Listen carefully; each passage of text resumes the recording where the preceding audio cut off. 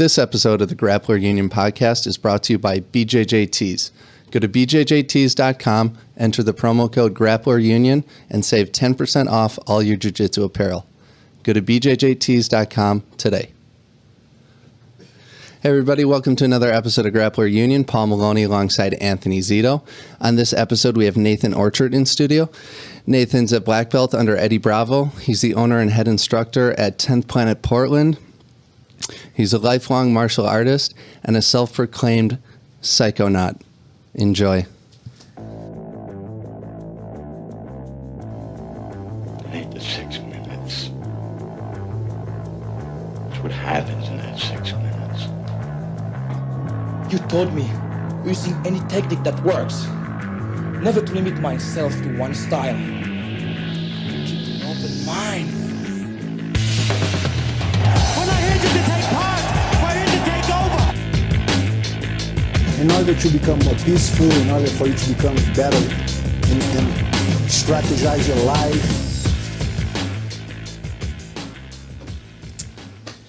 All right, we are live.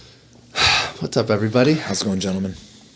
Nathan, it's been a long time coming. Long time, man. We've been talking about, like we were talking about earlier, man, wouldn't it be cool if we had Nathan Orchard on the podcast? Yeah. Day one, right? Day one, we've been talking about it. Dang. Here you are. Here it is. The universe brought you to us. See if I can live up to the hype, boys. We'll see what's up here. Just got off a seminar with Nathan. Fucking awesome. I mean, every Awesome. seminar with you is just like... it's mind-blowing. The evolution of Nathan Orchard, I like to call it, from 3 years ago when I met you, right? About 3 seminars ago, or whatever. And to see you evolve, your game evolve, and you bring us that game, and you don't hold back. It's fucking amazing. Oh, it's good to hear, man. I definitely want to stay evolving, you know, and I definitely want to share my evolution with people, you know, because that will keep me evolving as well. So, I mean, it's cool to hear that other people can see what I was doing 3 years ago and notice a difference, you know. Right. So that's cool. That means a lot to me. And what has changed in you over the last 3 years? I mean, aside from experience. My goodness, 3 years of grinding hard. You know, I got my black belt 3 years ago, and I've been competing pretty nonstop ever since. I've had some really good days, and I've had some not so good days. But man, yeah, the experience has been incredible. The first thing that comes to mind, honestly, is going through some injuries and learning how to train injured. And I still have to train, right? Because I don't stop. You know, like for instance, I had a level 3 AC separation, which is where your collarbone and your shoulder blade meet. Popped that out in a match last July, and then so I went. You know, that was July 17th. I think it was October 30th. I had my match against Imanari. You know, so I mean that was a intense injury to have to get ready for a high level match through. You know, and so learning how to train smart. I think that might have been one of the biggest things I've come up with in the last 3 years. Yeah. You know, so it's made quite a difference, and it's just doing what you can do. You know, if all I can do is show up and thumb wrestle that day, best believe that's what I'm going to do. And you're going to do it perfectly. Perfectly. And, yeah, exactly. No wasted energy. No wasted movements. Out all the fat. That's right. That's holds true though. I mean, everything you talked about today in the seminar, and for those of you who missed it, you missed out a lot. It was great. I mean, you first took out the sword. Everyone's a little nervous about that. Yeah. Okay. I've never done that before. That was fucking awesome. Well, first of all, I got to give props. My teacher, Adlai Cleveland, he's teaching me the sword right now, and so it's really opening my mind to, you know, a lot of interesting concepts that I've just been able to directly relate to jiu-jitsu. And I'm finding now that, look, if I want to make my point, I have to show people with even the sword what I'm talking about, right? Because then it gives some context to cross over to jiu-jitsu. So I never have done that before, but yeah, when you bust that sword out, people are like, what's going on here, dude? It was great. It was really good, but it makes you remember like what you do. And what's so interesting is that your style of teaching, like you say to yourself, you never had a master. Like this is you, like you had to learn. Like I have a lot of people that I have studied. Sure. And Eddie Bravo being the main one, I would say the two people who have made the biggest impact in my jiu-jitsu career are Eddie Bravo and Aaron Milam in Portland, Oregon. Okay, yeah. Aaron, what he did was he filled in all the holes of my leg lock game. Okay. Right. And then, but beyond that was just Eddie Bravo and the lockdown, the truck, the rubber guard, basically. And then, so yeah, I've studied a lot of people, but so I have to give props to them. To say I have no master is not fair to say because I've learned from people, but I've done very, very little training with other people. It's been an interesting thing for me. So, yeah. So how do you like come up with your curriculum? How do you schedule, like, how does it all work? Like, you're competing, you're running a gym, which, by the way, beautiful gym. Oh, thank you. That you built yourself. Yeah. I mean, we visited. So Paul and I, we get into it. So, but you're able to just build the gym, you know, train, compete. You know, how do you find time to come up with all this stuff? Well, what are you doing? Honestly, man, I have not sleeping. No. I love sleep. Anyone that knows me knows how much I love sleep. If sleep's important, but I have a great team. I have a great team of people around me. I could not do it without them. Sure, I have some skills that help, but trust me, everybody does. And so that's all. I got lucky, met the right people, and that's incredible. I'm super grateful for it, you know. And so they actually allow me to do what I'm good at and not make me do things I'm not good at. Okay. Phil Schwartz, you know, is my business partner, and that's really, I feel like, what he's been into lately. You know, why would he want to make me do marketing when I suck at marketing? Right. You know, we find someone who's good at marketing and they do that. Right. You know, and it just helps. And so that's one way I'm able to really focus on me. But also, you know, I do teach a lot. I teach sometimes twice a day, and teaching teaches me. So I would say it helps. You know, it helps. But gosh, like I said, it's just because I have just good people around me helping me do my stuff. Yeah. So. And you read a lot, obviously. I read, I study. I mean, I do study. I was actually homeschooled for like 6 years.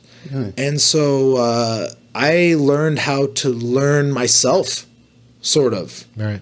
You know, I've always been somewhat teacherless, I guess it seems, in my life. So yeah, it's just worked out that way. Even though I study people, but I have very few teachers. Yeah, but there have been some, you know. Yeah. I mean, maybe if you're the type of person who needed that, you would have sought that out. But the right people always seem to come at the right time, to tell you the truth. Right. Yeah. I don't know. You know, that's how I perceive it anyway. So meeting Aaron when I did in Portland, that was a big thing. But, you know, a lot of my teachers have not even necessarily been grapplers, you know, just philosophers or I got a friend who I grew up with. I mean, he ended up, you know, going to the military and doing the special forces route. And I've learned so much from that dude about my mentality. And, you know, I was telling you guys earlier, you know, the 3 books that I've maybe pulled the most from. I mean, I've pulled a lot from a lot of books, but the 3 biggest for me are The Art of War, the Book of 5 Rings, and the Tao Jeet Kune Do. Yeah. You know, so I definitely study a lot. Yeah. You know, and I've learned how to learn by myself. Right. You know, and sometimes maybe it's just because I'm really stubborn. yeah. I think. I remember we were out in Portland and you were telling us that you were trading like a chess master lessons, like you were just giving him privates in jiu-jitsu for chess lessons. Yes. Are you still playing? It's been a minute since I've got super into chess. I mean, I've kind of, I don't want to say drifted away because, man, if someone challenges me to a game, you best believe I'm going to sit down for 2 hours and finish it. But, you know, that it served me in that time. I learned some concepts from it. I don't even know if I could tell you what they are right now because it's been so long. But they brought me to where I am today. So it's definitely a essential part of my journey. But I'm not focusing right now. What I'm really into is the sword, learning a style called Shin Kendo. And you know, I really am. I literally have no rank in it. I'm not even a white belt. I know nothing, but I'm still learning so much from it. And then I love drawing right now, which I've never done in my life. I've never been an artist at all, but That's been a big change for me, and it's So what are you drawing? Like, you have a sketchbook, Oh, or man. what is this? What is this drawing? Let's get real here. Let's go. You know what? It's kind of weird because let me tell a little story. I go through some strange synchronicities in my life, or I at least connect some dots that seem to be there for me. But my first martial arts exposure, I would say in my life that I can remember, is the Ninja Turtles. Okay. Of course. The Ninja Turtles. Oh, yeah. Oh, right? I mean, that inspired a generation. Yes. The only thing is, a lot of that generation didn't stick with martial arts. Well, I'm one of the few that did. Okay, and so if you remember the very first Ninja Turtles movie, the live action one, it came out sometime in the 80s. You know, I was just a little kid, and there's a scene where April O'Neil is sketching the turtles, and I always just thought it was so cool, man. I just thought it was so badass. All right, and then. Just the way the sketches looked, the way they flowed, just whatever. I thought it was interesting. It stuck with me, you know. And so when I started drawing, strangely enough, my inspiration for martial arts was also my inspiration for art. I wanted to draw Ninja Turtles, Right. Okay. which is cool because, you know, when I draw whatever I draw, the turtles in action stances or something. Look, that's what I do. I do action stances, if you will. So. When I draw it, it helps me understand them better. You know what I mean? And I'm just doing what makes me feel good. You know, Right. I get lost in just this little project that I'm working on. It helps me see shapes and flow and lines better. So my inspiration for martial arts is the same place I get my inspiration for art, and it's the Ninja Turtles. And then you want to hear something that's crazy, is this style of sword that I'm studying. This is the weirdest thing to me. So Adlai Cleveland, he's teaching me this stuff. And he is training under. He's a black belt. I don't even know the ranks. I'm honestly so dumb in it that I don't even know how it all works. I don't know how much of a black belt he is, or how many stripes, or anything like that. Okay. But he's good. He's the real deal. He's training under this guy named Yoshishiro Obata, and he was Splinter's right-hand man in that same Ninja Turtles movie. He was Master Tatsu. The guy that says, you know, in the beginning, run or go play. You know what I mean? Right. Like, so I'm all of a sudden learning sword from that guy, from his style, his lineage.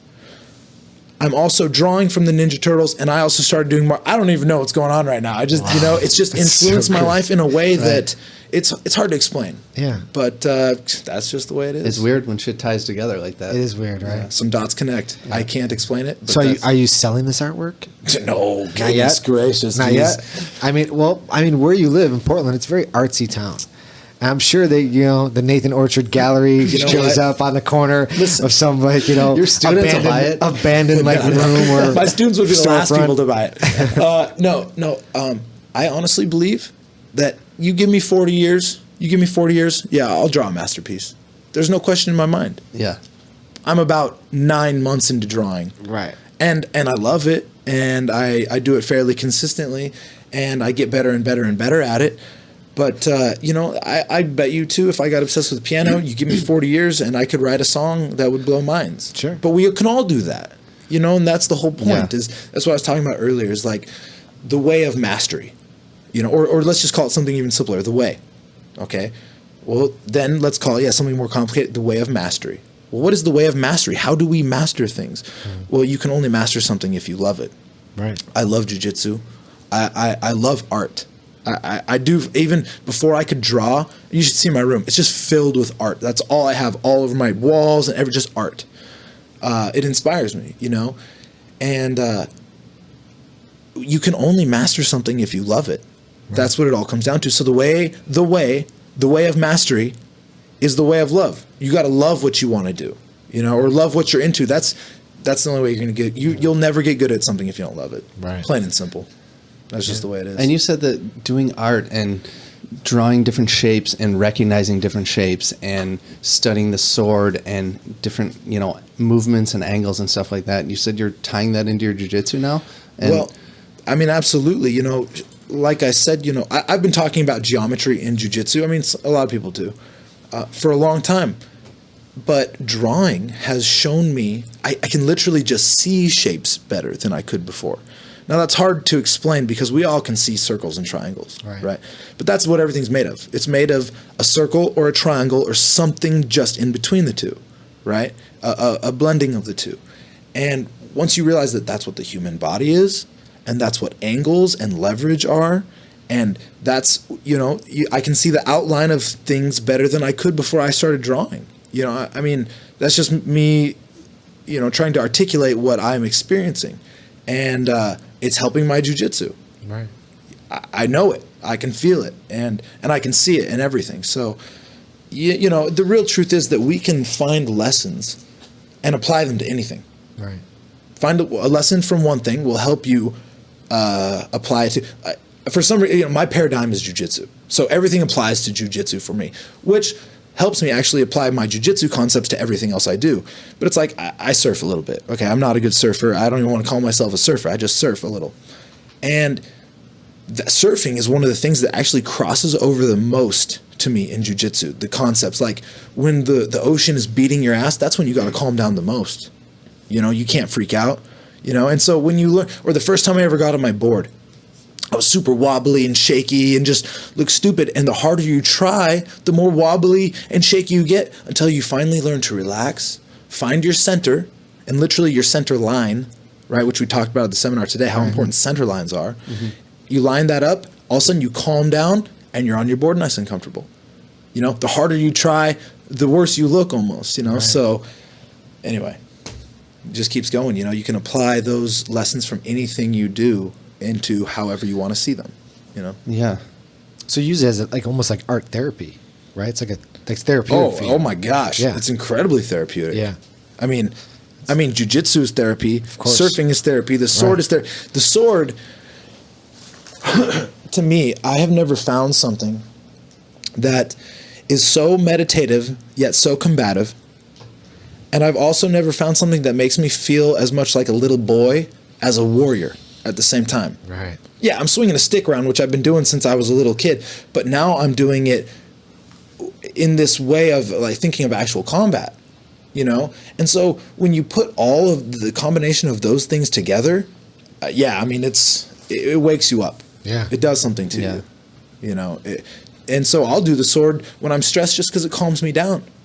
But it's interesting that, visualizing cutting things or people, not that whatever, I'm not doing it for that reason. I'm doing it for the discipline and the memory. I mean, geez, remembering these katas and the footwork and all this stuff, it's just good for your memory too. Right. Which, as a guy who's actually had a lot of concussions from MMA and stuff, I definitely have to practice that, So it's therapeutic on many, many levels, and drawing and jiu-jitsu, and definitely. Yeah. That's nice. Yeah.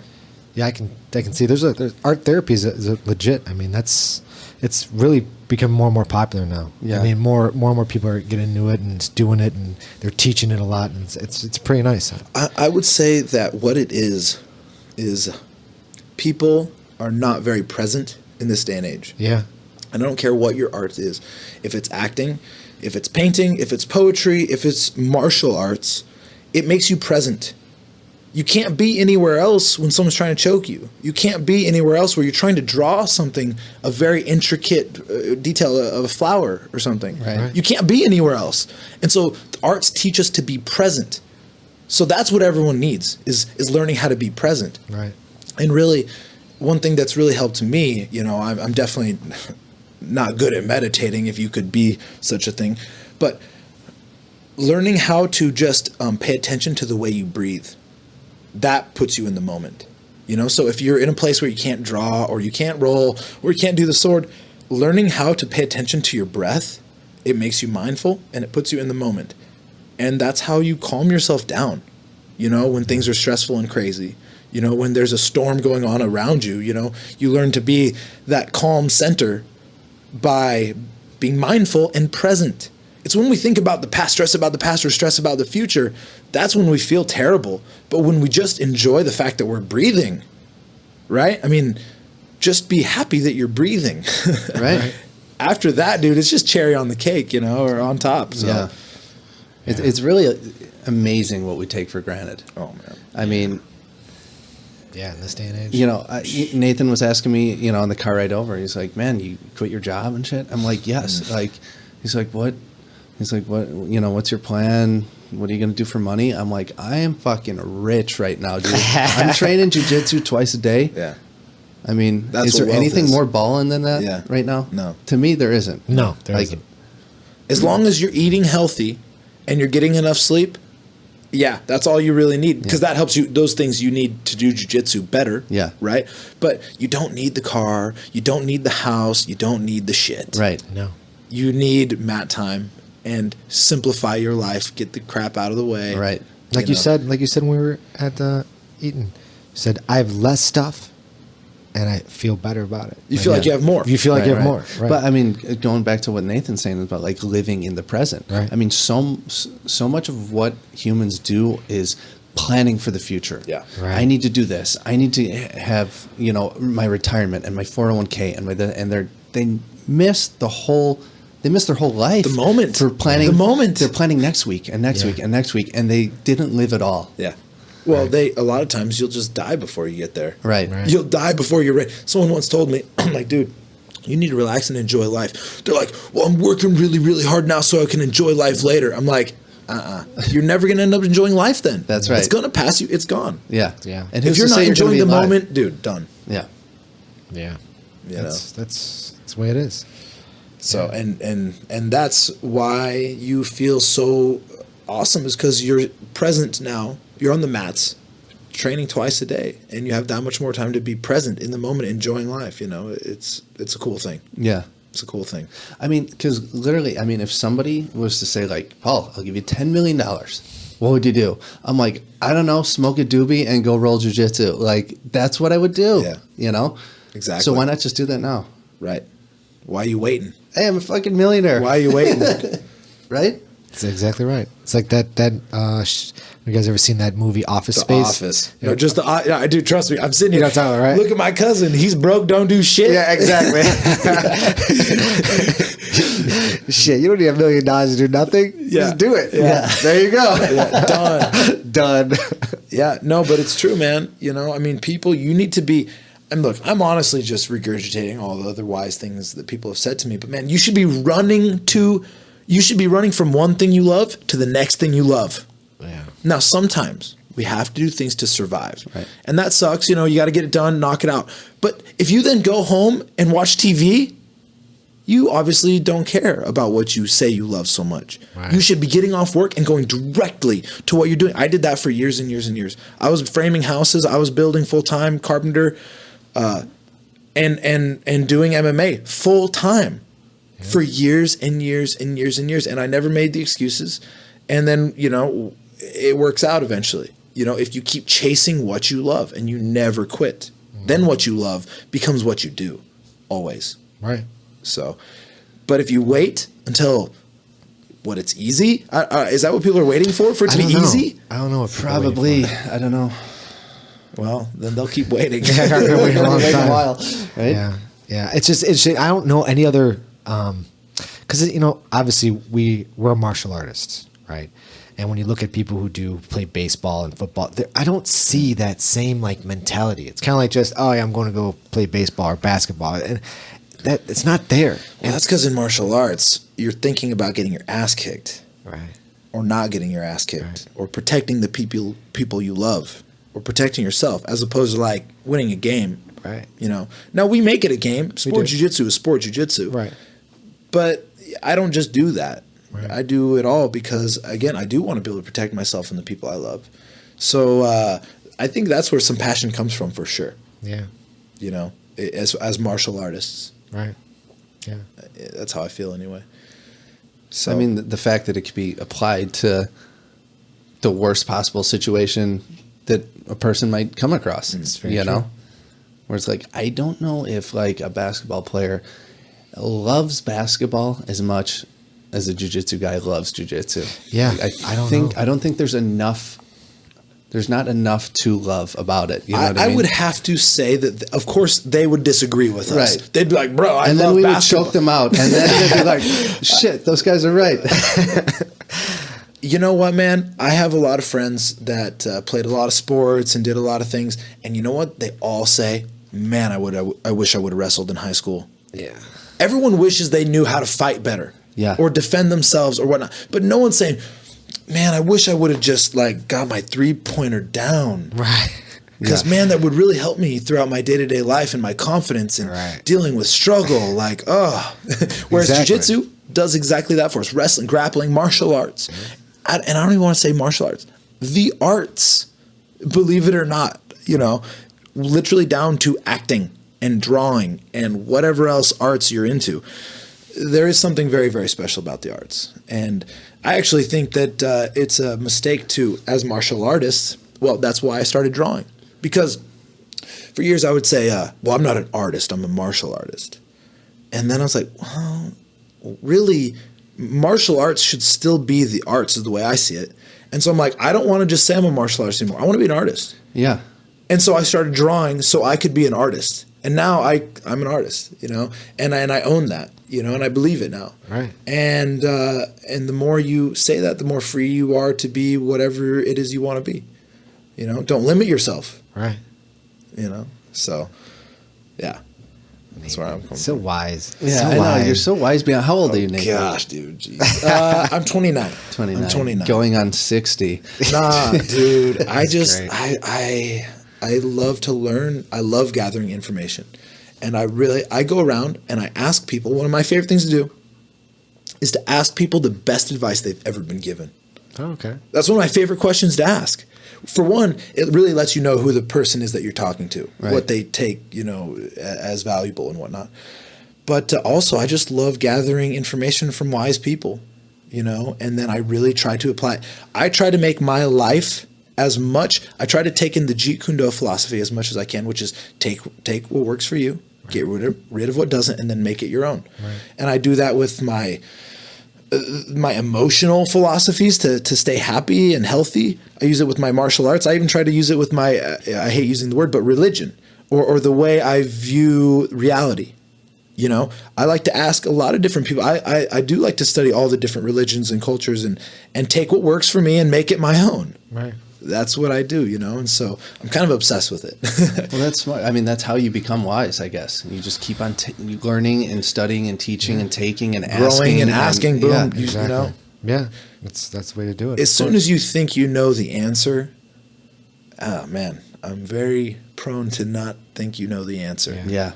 Because the more I learn, the more I realize I don't know anything. Right. And I know that all the philosophers say that, but it is true. It's true. It is true.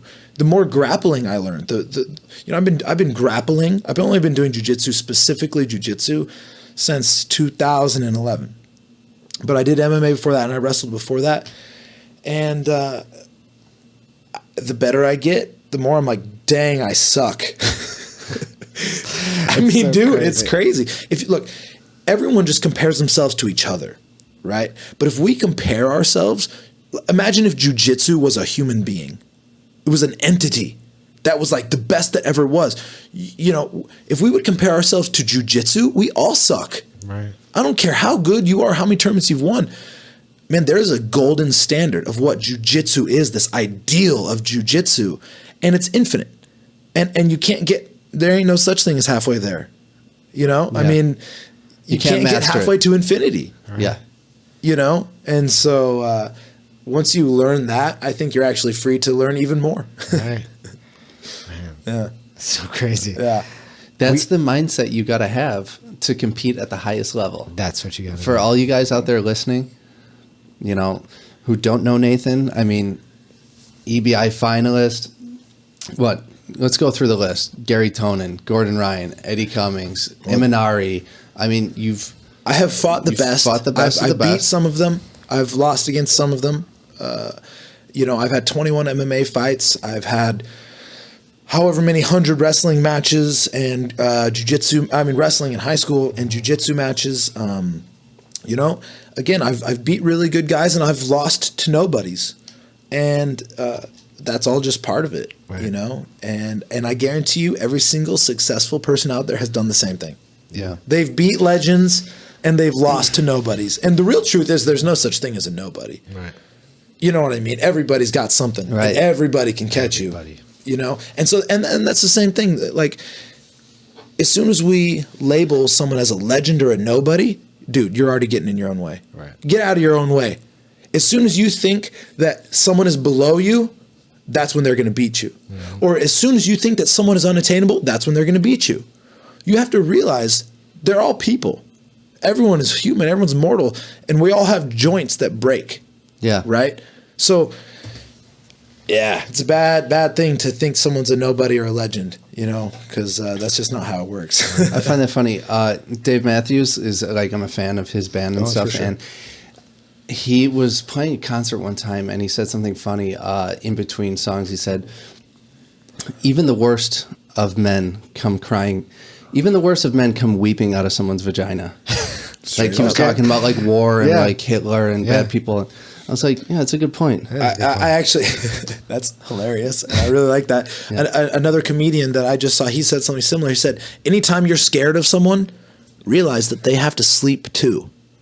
And the scariest dude, at one point, he's going to be in the middle, sleeping, on his pillow at night, drooling. Yeah. No one's scary when they're sleeping. Right. Yeah, right. True, yeah. So we're all just people. My granddad would always say, he puts his pants on one leg at a time, just like you. Right. Just like you. That's it. Or the old trick of like, if you're like about to go over there and hit on the super hot chick, imagine her taking a shit. Like right there, like she's super hot and unattainable, but hey, she shits she drops dirty ass deuces just like you do. You may have just changed my life right there, bro. Oh my God. That right there. You changed someone's life, I'm sure. All of a sudden now these guys are going to have this confident, man, it's real. It's real. You're welcome out there. That's good. I'm going to get laid now. Oh my God. That's cool. Oh man! So tell us about your trip to Thailand, man. Oh my gosh, Thailand is. I've been there 3 times now, and which I never imagined. Look, man, I'm like a country kid, that came from the woods and like didn't travel anywhere, and like to do these things is incredible for me. I never thought I would. I'm walking in a dream, and I'm stoked every day. And now it's gotten to the point in Thailand that like they're my friends there. Like I have a bunch of friends in Thailand. Yeah. So when I go to Thailand, to me it's not like, oh, I'm going to Thailand. I'm like, dude, I get to go hang out with my homies over there. Right. So it's super tight. And I've been there 3 times, and honestly, it's been like kind of a life-changing experience every time. I mean, it opens your eyes to of course, a different culture, and man, I mean, you want to see people living rough. Let me tell you, it can be rough over there in Thailand. It ain't easy. It ain't easy living. Now, there's some great living too, but just to get that perspective on how people live and different ways and different food and even different styles of jiu-jitsu, it's cool to travel to the other part of the world and see the dialect that they're speaking over there of our sport.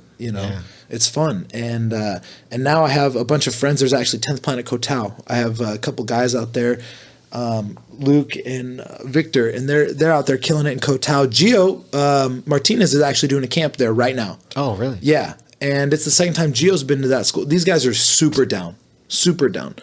And, they're 10th Planet dudes, but again, they study it all. They're just open. They're just open to all techniques and all styles, and that's one thing I really appreciate about those guys.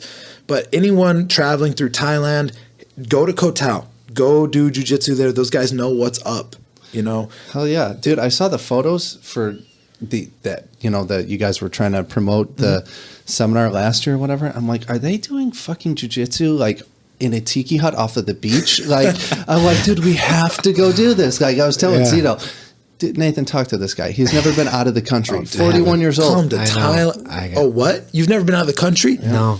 Dude, it will open your eyes to it will just make you love humanity more. I feel like, oh my gosh, it's just it's eye-opening and no, you'd have a blast, man. You'd have a blast, and it would make you just appreciate everything so much more. So much more because, there's places way rougher than Thailand. You know what I mean? But when you come home and you can just not worry about drinking whatever water, that's just really cool and it makes you appreciate everything so much more. Plus, there's just good times. People know how to have a good time over there. Yeah. It's cool. It's cool stuff and good vibes and warm weather. Yeah. Nathan only comes to Chicago in the summer. You don't even know what we go through. I've been here in the cold twice. He has been here in the cold. I was here for St. Patty's Day once. Yeah. That was cool to be in Chicago for St. Patty's. I was tired. Yeah, that's March. I'm not even going to let that. I'm not giving you that. Okay. All right. Let's be fair. I have not been here in the dead of winter. That's true. Yeah, not the dead that of is winter. true. No. But we were walking around that zoo, man. It was fucking. Yeah, it was that a little was chilly. cool. It was a little chilly. I'm not gonna lie. Yeah, I had my hoodie on. We're like, what are we gonna do today? I don't know. Let's go walk around. We walked around Brookfield Zoo. It was so weird. It was actually like, pretty fun. It was fun. It was like a bunch of grown men just looking at these cute little animals. It was a pretty human experience. It was very right. It was fun. Yeah, that was I'm sure good. Nathan was trying to draw something from it and learn from the way the monkeys wrestle with each other. Dude, right. so my boy Phil Schwartz, he has got these 2 pit bulls, and they're hellion. And but he's like, dude, I could break down their whole game. He's like, it's head position and arm drags and back takes and getting the hook. You know, it's Really? dude, hell yeah, animals do jujitsu. Yeah, That's they real. do, yeah. And I say all the time, like, you look at a constrictor, a snake, you know, crushing its prey. There's no space. No. There shouldn't be space in jiu-jitsu. You know what I mean? Well, sometimes you want it, but that's specific. You know, when you don't want space, you got to be like a snake. So hell yeah, we learn from nature. Yeah. You best believe. That's for real. Yeah. Yeah. That's true. So you were talking to us about you're doing a speaking for some. Okay, well, Let's get it because I'm super fascinated by that, and you know, so I think people should know about this. It's pretty interesting. Yeah, we're now getting onto the topic of psychedelics. And, Yes, and let's go there. Thank you for the segue, Nathan. Yes, you know, I get to speak in front of a group of. Well, to tell you the honest truth, I don't really fully know what I'm getting into. Okay. But from what I'm aware of, it's a group of psychologists and things like that, therapists that are studying the benefits of psychedelics, the therapeutic benefits. And, you know, I've had the opportunity to do some DMT from a very beautiful, clean source, and it was a life-changing experience. And I have dabbled with other psychedelics, you know, fairly extensively, and I have actually found that it's benefited my life immensely. Even specifically, I get a type of headache that it's very strange. It's very rare. It's called cluster headaches. I don't even know how rare it honestly is, but the way it works is every year at a certain time, it's never really exactly the same. I think it has something to do with allergies. I really don't know. There's not a lot of research on it, but every year for about 2 months, I'll get these gnarly headaches. I mean, just incapacitated. Like I'm down. Yeah. I'm down for hours, and I have to sleep them off, and I can't see light, and they make me feel drunk. They make me feel super just weird and terrible. It's hard to explain how bad they are. Another word for these cluster headaches, they call them suicide headaches. Like evidently, I don't know for sure, but like people kill themselves on them because they're so painful and they're very disorienting. They're terrible. Yeah. Okay, they're terrible. I don't know if it's because I've gotten concussions. I don't know what it is, but I have. I heard that taking microdoses of psilocybin mushrooms, magic mushrooms, can help. You know, help with that. And I have actually found the benefit. It has worked for me. It has helped the symptoms. When that happens, again, these headaches are very strange. They only happen, again, like I said, once a year. Yeah. You know, so it's not something I have to constantly deal with, and then all of a sudden I get blindsided by them. It's very strange, but so that's my experience with at least the actual medicinal value. Boom, straight up, not doing it to recreate and have fun and get crazy. Like I'm doing it because I'm like dying. Right. You know, Yeah. it's terrible. Yeah. Like I can't even explain it. You know, and so that's been really nice. But then also, you know, I have done it.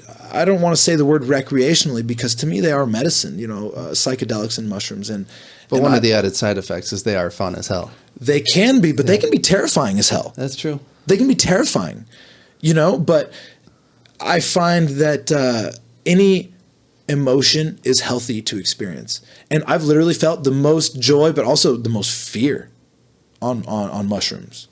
You know, and so recently I had a good experience where I would say that what I felt was some of the most incredible love I have ever felt, but also some of the most incredible terror. And the love, when I felt the love, it was as if I was being told, hey, feel this thing. Isn't it beautiful? Don't you want other people to feel it? I want you to feel this. I want you to help spread this. And then when I felt the terror, the craziest terror I ever felt in my life, it wasn't terror of monsters or terror of dying or anything like that. It was feeling other people's sadness. It was feeling other people's pain. And so, yes, that made me want to give more love so that people felt less pain, you know? And hey, whether it's in my own head or what, I don't know what's going on with psychedelics. I really don't. But what I do know is that they actually have made me a better person. They really have. And they have shown me, you know, just deeper human emotions and how much I care about humanity and people. I know it sounds hippie and crazy, but look, it's just the way it is. Right. You know? It doesn't sound hippie to me at all. I mean, with the exception of jiu-jitsu, psychedelics, specifically psilocybin mushrooms, I mean, the most impactful thing that I've ever done in my life, easily. Damn. I mean, just like, you don't even realize that you're bugging out about bullshit that doesn't even matter, you know, until you kind of have an experience like that. Until you have reality melted in front of your face and shown how stupid all these social constructs are that we live by and dictate our happiness by. Right. It's crazy. I mean, it's unbelievable, you know, and getting that filter of society lifted, you know, it puts you in tune with yourself. And let's be real, you know, no one's got to fall asleep at night in my own head but me. No one's got to deal with what I got to deal with, and no one's got to deal with what you got to deal with. We're all in our own heads, right. You know? And so your truth is your truth, and your truth is not my truth, right? But we all need to do the things that make that feel good and resonate. And I don't mean feel good in a way that, like, you know, a selfish act might feel good because you might gain monetarily or very, very temporally. But like overall, did it create more positivity? No. So it actually makes you feel worse, like deep down. If you steal, it's you know what I mean? Right. You can justify it however you want, or you hurt someone, because stealing, whatever. But if you hurt someone, you know, emotionally or physically, like, dude, you suck. Yeah. that's just all there is. You're not adding to, you know, the positivity that we all need. You know, there's enough of the shit in the world. Yeah. You know, like the old saying, like, you're either a fountain or you're a drain. Oh, you know, that's good. But I like to maintain there's a third one. What is that? There's puddles out there. They're just people that are just bleh. And you know what happens in puddles, dude? They're there. Weird shit grows, and it's all gross and unhealthy. Stagnant water, bro. Right. Stagnant water ain't good. Yeah, it's not. You know what I mean? So right. I think the flow is so important. It's so important. I mean, it is to me. That's my truth. You know what I mean? So not trying to put that on other people, but I like moving. But I mean, you're living like that too. I mean, are you doing a seminar every weekend? Oh no, not every weekend. I mean, I couldn't, and I don't know if I'd want to. I'm doing a lot of seminars, but I compete like crazy. Right. You know, look, I'm grinding super hard. You know, like, trust me, my life is fun. My life's incredible. You know, I'm stoked every day, but you best believe it's rough. You know, I mean, everywhere I go, I got people wanting to test me out. You know, I got to stay sharp. I've got competitions to get ready for. I've got my school to think about. I've got my own students to think about. Not to mention, I'm a human too that likes to be happy. Right. Yeah. So, you know, like, balancing it all is actually, it's the fun. It's what's fun. Right. You know, I mean, as soon as you start looking at problems, not as problems, but as like, what can I learn from this obstacle in my way? Right. Then all of a sudden problems don't seem like problems anymore, and it just seems like we're just playing this game. And dude, that's what we're doing. We're playing a game right now. Yeah. You know, that's what life is to me. It's a game that you can either. I really do. I haven't played it, but that game Fable. You guys ever play that game? No, never heard of it. It's like in the game you could make decisions that would make you either like a darker warrior or a lighter warrior, like Jedi or Sith, kind of. Okay. You know, and I prefer to go the positive way. Like, I could just be like, you know what? Nothing matters. I'm going to go just like do meth and kill people and do steal and do crazy shit, you know, but that's not the kind of game I want to play. Right. I want to play the game where everyone's having a good time. Right. I want everyone to have an awesome time with me, but I want to have a good time too, you know? So that's why I like to do what I like. I do what I like to do. I run to the things that I love, and I've been running to the things that I love long enough to where somehow they've become the only things that I do. And that's kind of how the trick works. You can't wait until someone just hands you this opportunity that you get to go to Thailand and teach jiu-jitsu. No, dude, I've busted my ass. I've been grappling. I've been doing martial arts for 17 years. I've broken my leg. I've broken my arm. I've broken my nose. I've broken fingers. I've broken my rib. You know what I mean? Yeah. So if you think that it's just all traveling and glamour, oh man, you are in for a rude awakening. That's for sure. Right. But the more difficult it is, the more valuable it is, and the better it feels. Yeah. You know, so for sure. Oh, Yeah. it's all fun though. Not that anyone ever thought it was like glamorous, but it is nice to see it kind of like pay off for a guy who has put that much time in it. And it's like cool to see someone's passion actually become like their work and a way to survive too. Yeah. You know? I love watching like underground, like hip hop rappers. Like one of my favorite rappers is Prof. I don't know if you guys know him. He's from the Midwest somewhere. I think he's from Minneapolis. I love Atmosphere. I love Grouch and Eli, that whole like underground hip hop thing going on. And so I see these guys that they're not like Eminem, you know, but they're still, as far as fame. But to me, they're as good of rappers, or they at least express themselves in a way that like really speaks to me. And so when I go to one of their shows, you know, where they're at a venue with a couple hundred people, sometimes 10,000 people, you know, if you're slug, you know, that's cool. But all I see is a bunch of black belt rappers that have been doing shows for 20 years, and they start off in a shitty club where just their homies showed up, to one day they're playing at the Red Rocks, Right. you know, bumping a sick show, you know? Right, I mean, yeah. but man, did they have to do the shit before they could get that. And it's the same in jiu-jitsu and anything. I'm sure there's a couple. I don't think there's anyone that's lucky in jiu-jitsu. Yeah. No. I don't think that happens, right? No. Maybe there's like I don't know if there's luck in mastery. Maybe some people are just like more motivated, but it's hard to say what the thing is that differentiates, you know, an okay rapper to maybe it's just work ethic. Yeah. I'm not positive, you know. I don't know. Yeah. I mean, some people in jiu-jitsu have natural abilities to do Athleticism. Right. But just because you're athletic doesn't mean you have the mentality. It's true. Yeah. I mean, Nathan taught us how to be athletic today, It's very true. right? You can learn it. You can learn it. What does it take, Nathan, to be athletic? Well, balance, strength, and flexibility.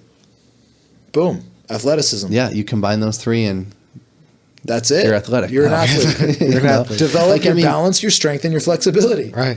I mean, you showed us a series of what you called, you know, foundational, fundamental movements that you said you would have trouble with in the beginning, and now you're just like super slick and smooth at it. You know, I mean, I think, okay, some people are born with that, right? Sure. But it can be attained Oh, for yeah. those who aren't born with it, right? Ain't no work at question. it. Yeah. Right. I've seen dudes that guys have come into my gym that I'm like, wow, this guy's going to go somewhere. And then he just like peters out. And then I have someone come into my gym that I'm like, man, I don't even know why this person's doing jiu-jitsu. And they're the ones that do the most incredible things. Yeah.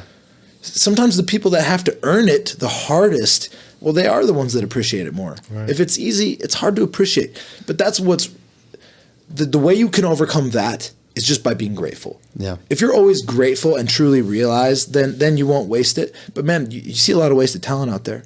Tons of it. It's unbelievable. Yeah. It's very true. You know, but then you see these people who don't have the talent that they make it because they just work so damn hard.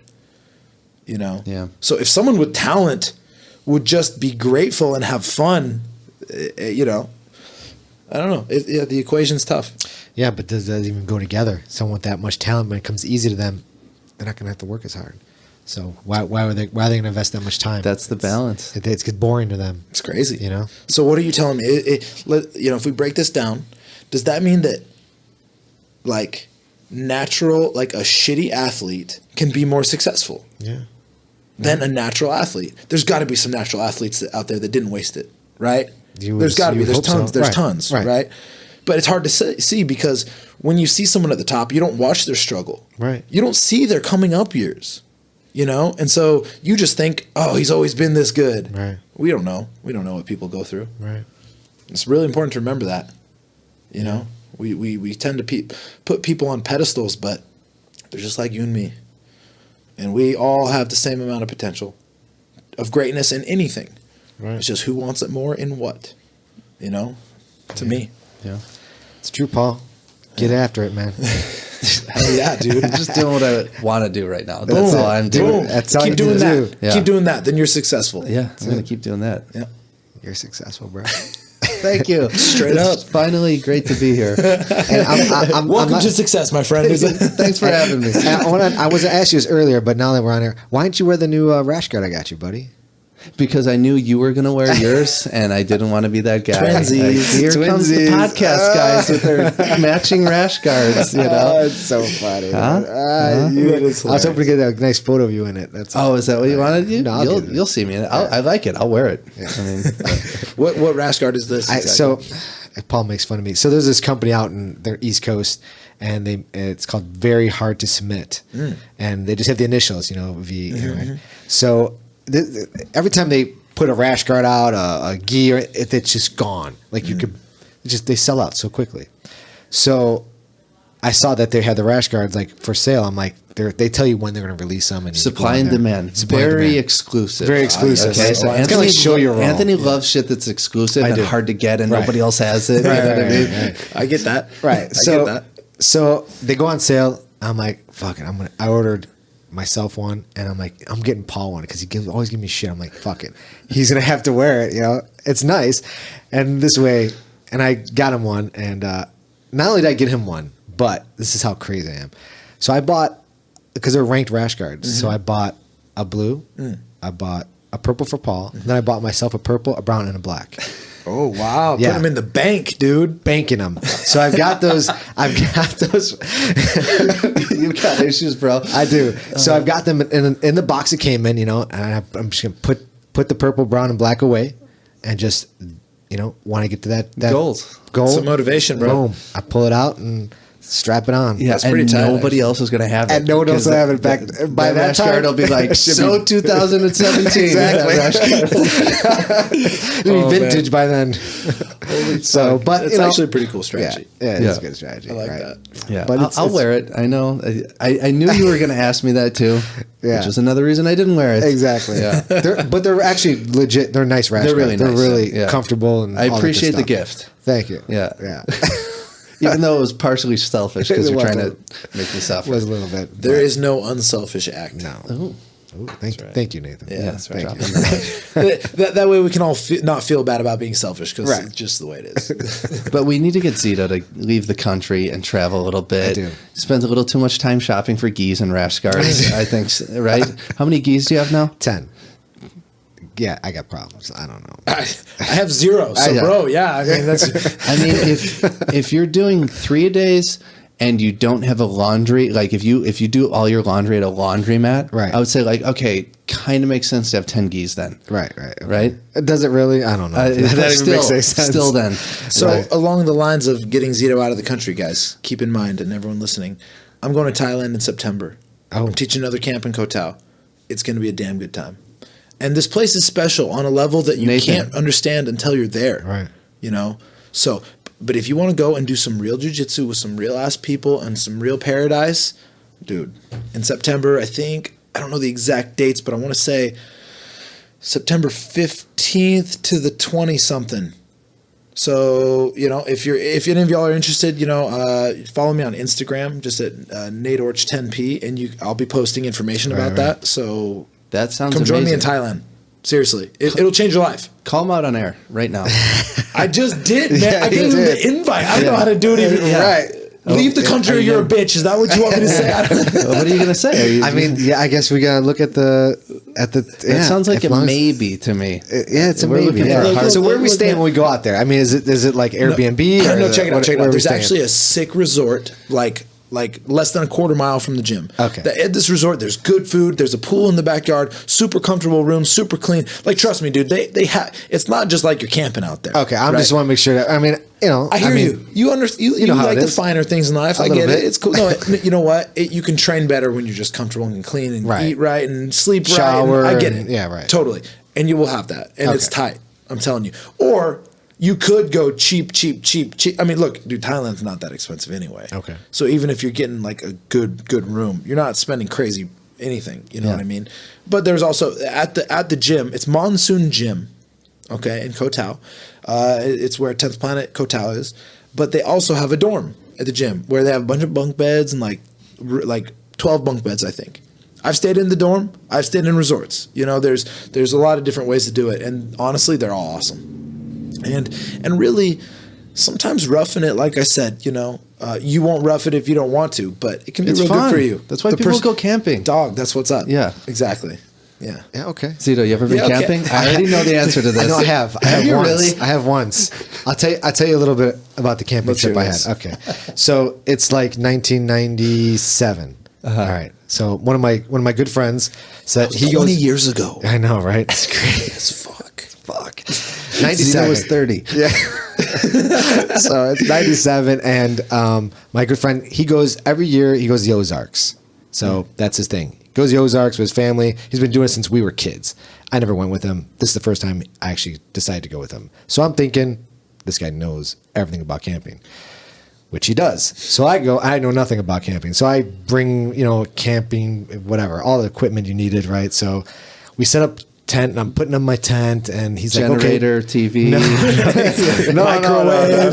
I was roughing it. So Okay. I set up, and he's like, okay, well, make sure you put it up on a hill, so in case it rains, the water goes down, you're not sitting in water. I'm like, okay. So then I'm up on a hill, and I'm trying to put the tent together. I do it, all that stuff. So that night, huge rainstorm, right? So it's like just fucking pouring, and the fucking tent's leaking.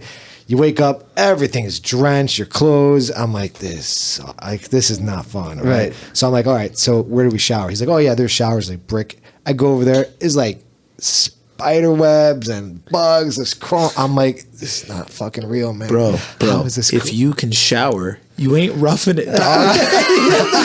roughing it, dude. There's showers there that aren't I'm clean. just saying, Dude, man. that's roughing it for me, okay? Okay, I'm perspective. Okay, it's all relative. I get you, dog. Right. So anyway, so we so I didn't want to take a shower there. So then we're like, oh, we'll just go out in the lake. Cool. Go jump in the lake. Well, the lake is not the cleanest thing either. And I'm like, so where you guys like, if you need to go off the boat, like, you just jump in the water and you go to the bathroom. I'm Yeah. like, wait a minute. What the fuck are you guys doing? They're just jumping off the boat and just going to the washroom in the water. I'm like, this is a real thing? This is what you guys do? Like, yeah, that's what you do. Yeah, Sounds like some just good old hick shit right there, man. That's fucked up. I'm That's, like, that's where I came up, dude. 100%, dude. Who's swimming in that? You've never been on like a lazy river, like 7 hour rafting down with a fucking No. cooler of beer, and you and your buddies, Dude, You gotta- fish, you gotta the fish piss are in this- shitting and pissing in the water. yeah, dude. I guess. You know But what I mean? I don't think about the fish pissing. I'm thinking about, everyone around You me being in taking a there? piss and Yeah. me diving in head first. Dude, Come it's on, so really? diluted. Oh, okay. It's so diluted. It's pretty clean. Are you taking the pH levels there? What are you doing? It's so mean- diluted. Come on now. I don't know. Anyway, Amazing. so it was. Amazing. I was a little like, nah, I'm good, man. I don't need to go to camping ever again. I'll do room service. I'll come meet you at the campground for a little s'mores. We'll call it a day. But yeah, it was an experience. So Thailand, though. Thailand resort, I'm in, man. Look. Okay, Here's the thing let's about do it. Thailand. You can go. Wait, how long is the plane ride? You typically, I feel like my flights are something like, I think it's. I usually fly from something like San Francisco or Portland to Narita or Tokyo in Oh, Japan, okay. and that's like the long one. That's 10 hours. Okay. Usually, and then there's like another 6 hour. Usually, Well, So how long is the layover then? sometimes the layover is 2 hours. It's never that. Are you crazy. sitting So on you the never plane stay, you that never whole stayed time? there for a day or anything? No, I've never had a layover like that. No. But you not at all. you get off the plane and you get back on the plane. Oh yeah, right? of course. Right, Yeah, right. so you have a little break. Stretch your- get But these food are or- big planes you're on. They're not like the little ones that we go to. Like if we're going to visit No. you, we're not. No, these are big. These are big ass planes. Walking around, stuff like that, Dude, relaxing. get out of the country, bro. It'll All be right. good for you. Yeah, I gotta- get on a big plane, man. Get on a And big plane. Look, man, there was a time where I was totally like, I did not want to travel. Yeah. I didn't want to move out of my little hometown in the woods where I grew up. I didn't want to do that. And then I did, and I met incredible people and saw incredible things and ate incredible food, and my mind opened and I saw things, and I'm telling you, man, it's a beautiful thing. It's Yeah. a beautiful thing. And if nothing else, look, there's no better way to learn about your own culture than learning about another culture. Right. Remember I was talking about context Right. today? If you don't have context, if you don't have something to compare it to, you're living in a bubble. You know, get outside your bubble. Then when you come back into your bubble, which we all have to do, you can at least see how we do things differently. And, you know, eventually you realize that we don't do everything the best. Right. Other places do other things way better. Yes. And if you can, again, apply the concept of Jeet Kune Do to like other countries where you go and you're like, man, I like the way they do this as opposed to the way we do it. Well, you can come home and do it that way. Right. And it's just fun. You know what I mean? Variety is the spice of life, you know? So it's cool to mix it up and just learn new things, man. And I'm telling you, you will not regret it. You'll have the time of your life. It's unbelievable. Unbelievable. He's selling me. I might be sold. Okay. Okay. I'm not gonna lie. It's a good time, man. That's pretty good, Nathan. I mean, if you could get him to go, I mean, talking a 41-year-old into leaving the country, I mean, oh, dude. Thailand. First of all, Thailand. when you look at you, you would never know that you were 41. Yeah. I would never guess that. Yeah. no, I look older than him. God damn it. It's young spirit. You know what I mean? Like you're ready to still live life. You do. You know, I know 41-year-olds that seem 60. You know, and I know 20-year-olds that seem 40. You know, and I know some 40-year-olds that seem 20. So a number is some bullshit. Yeah. You know, but I'm telling you, dude, you'd have a blast, and we'd have a good time. I'm gonna be there, and we'll just eat good food and be on the beach too when we're not doing jiu-jitsu. Yeah. So Everyone speaks English there, or there are translators? You know, everyone speaks baht, which is the money system over there. Look, you know, seriously, like that. It's easy. It's easy to get around. You got a little bit of money. You do what you need to do.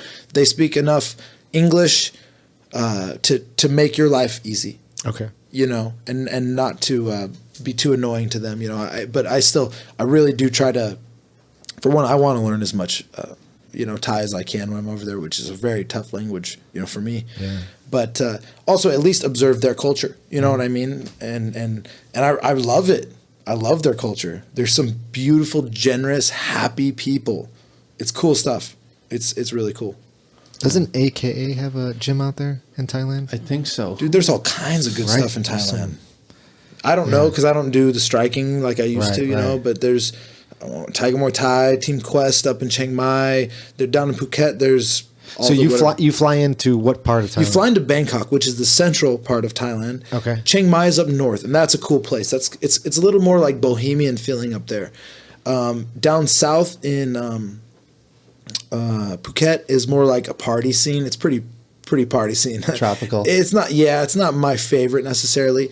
And then Koh Tao is an island. There's Koh Tao, Koh Samui, Koh Phi Phi, Koh Phangan. There's a bunch of islands out there. So you fly in, and then you have to take a boat. Yes, you do. You will, to get to Koh Tao, you will be on a boat. Oh, wow. 100%. Wow. So you fly in, rent a car, or you just get taxied? No, you don't need to over? rent a car. No. Okay. Everything's small. There's taxis. Yeah. I like to get a little motorbike. Really? You know, and kind of Okay. zip around. You know, it's fun. Yeah. And it can be a little scary, but because you're driving on the other side of the road, Okay. which is interesting. But if you walk around or like even get a bicycle for a couple of days, that'll kind of help you just get used to it and think about it, you know. But it's easy getting around, and on Koh Tao, you can walk anywhere you need to go. Mm-hmm. And if you want to go to the other side of the island, sure, a taxi's no problem. Right.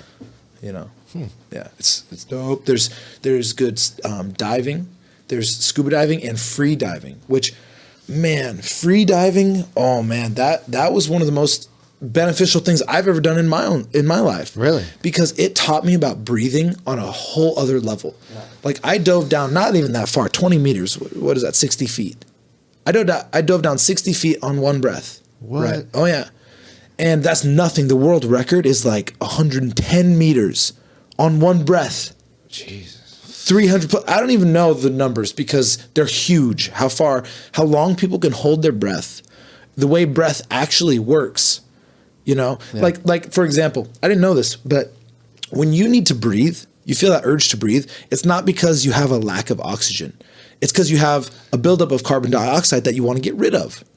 And so once you realize that urge to breathe is only a little, like if you hold your breath for a minute or a minute and a half, eventually you're going to start doing this where you want to like take a breath. Yeah. You can do that like 90 times before you actually have to breathe because your body is still feeding on the oxygen that you've inhaled. You haven't used it up. you know? And so it teaches you how to breathe in, the science of breath and all this stuff. And man, I've applied that in my life and it's made a massive difference. Really? Massive difference. So free diving, scuba diving, there's rock climbing. So when you free dive, they put you out. You're out on a boat, and do you have to like climb down? Or you're trying to like you swim down. You swim down. Okay, and you got these big long flippers, but you're diving next to this rope that has an anchor on it. Right, So there's I've a seen straight a rope line before, yeah. Right, it's so you can orient yourself. Okay, yeah. Right, so you go straight up and down, and you're not making diagonal lines because Right. that's inefficient. But yeah, you're just floating along. Hey, dude, you know what's creepy though is you're free diving, and after I think 40 meters, you don't have to swim anymore. The pressure of the water pushes you down. So you just let go, dude, and the ocean is pushing you down. Could you imagine that? No, I couldn't. And people do it, man. It's like you crazy. almost reach, of course not free fall speed, but you are free falling through the water. You're not swimming down. The buoyancy of your body is less than the pressure of the water crushing you. And that's another thing is you learn how to pressurize. Yeah. So that you're not being crushed and your ears don't do the thing, you know. Right. And it's just some cool stuff. It's just really good exercise in mindfulness. Wow. So how long? So you went down first a little bit, obviously. Then We you started built like up to 5 it? meters, Right. then 10 meters. And then I'm like, dude, I got 20 for sure, you know? And, I was pushing myself, Yeah. but knowing that someone else can do it 110 meters, I'm like, yeah, I can do 20. Come on. But it's intense, man. When you think about 60 feet of water Yeah. over your head, Right. damn, it's, Now you have to come up slow, or no, is that you not don't, because just- the reason in scuba you have to come up slow is because you're breathing compressed air. And so if you breathe compressed air down low, as you come up, it will expand. But if you breathe in air at the surface and then take it down with you, it stays the same. It doesn't change like that, you know? So yeah, you don't have to pressurize other than the pressure in your ears. right? Yeah. The way you have to depressurize or whatnot. I've never scuba dived, but I know you have to take your time going up. Otherwise, you get the bends and Right, your eyes exactly. pop out of your face Right. and something like that. But how are your ears when you're going up? Is it you kind of? It feels good. Oh, it does. It feels good. It kind of hurt. It can hurt if you're not pressurizing really well as you go down. It can Yeah. kind of hurt. But as you go up, it's nothing but pure relief, I see. and it feels good. Yeah. You know, so going to the surface is it's like being reborn. You're just following the light, just going up, up, up. You know, it's cool. Oh, neat. Do any rock climbing when you're out there? Do they have Oh yeah, rock climbing? they have great rock climbing. bet. Incredible rock climbing. Yeah. yeah, it's a great time. You can climb up and jump into the ocean, and Yeah. I'd love to it's try paradise, that. dude. I It's like that. adventure. It's something new. Yeah. Cliff I diving. saw a video of Nathan like monkey climbing up like a fucking tree to like Shit. collect coconuts. did You remember that that shit? Dude, so, Yeah. so That big was, mistake. That was my first time in Thailand, and I had always wanted to climb a coconut tree and get my own coconut. Okay. and I'm like, fuck it, I'm going, I'm doing this, Going in. dude. And so I climbed. Well, here's the terrible part. Let this be a lesson to all of you. The first night I did it the night before, and I did it effortlessly. Maybe I had a whiskey or two, and so I had some liquid courage in me. And I did it loose. I was good. I did boom, boom, boom, up and down, and it was cool. But the next morning, my ego got a hold of me like, dude, wouldn't it be cool to like take a video of yourself doing this? Yeah. And so like, I'm like, I can do it again. It was easy. So I climb up this tree the next morning, but there's all these people watching, and it's the daytime now, and I don't have any liquid courage, and you're on video, so now and now I'm on video, and dude, so I get up the tree, but and when I get to the top of the tree, I put the tree in a figure four body triangle type thing, and That's I pull right. the coconuts off, and I throw them down. It's really cool, and then I go down the tree, but I like slide at one point, and it just shreds my feet, shreds them. So I get down, I'm all cool guy, I'm cool guy. I'm drinking my coconut water, it's all tight. And then I look down at my feet and I'm like, oh shit, I'm in Thailand on an island with shredded feet.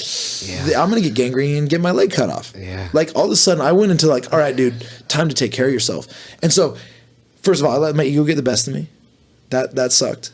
And then, but I got to learn how to protect shredded, destroyed, cut up feet. Yeah.